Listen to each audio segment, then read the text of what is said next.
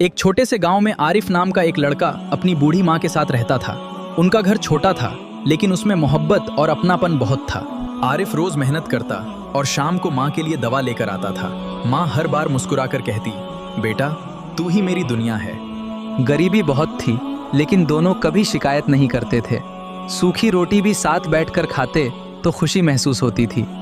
एक दिन आरिफ को शहर में नौकरी का मौका मिला।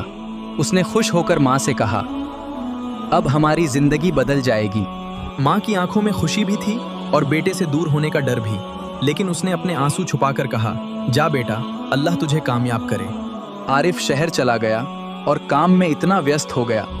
धीरे धीरे उसकी कॉल और चिट्ठियां कम होने लगी। माँ हर शाम दरवाजे पर बैठकर बेटे का इंतजार करती रहती। हर गुजरते इंसान को देखकर उसकी आंखें चमक उठती थीं।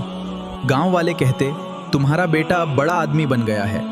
माँ मुस्कुराकर जवाब देती, मेरे लिए तो वो आज भी छोटा बच्चा है। उधर शहर में आरिफ पैसा कमाने में लगा हुआ था। उसे लगता था कि अभी मेहनत कर लूं, फिर माँ को अपने पास बुला लूंगा। एक रात माँ की तबीयत अचानक बहुत खराब हो गई। उन्होंने कांपते हाथों से बेटे की पुरानी तस्वीर सीने से लगा ली।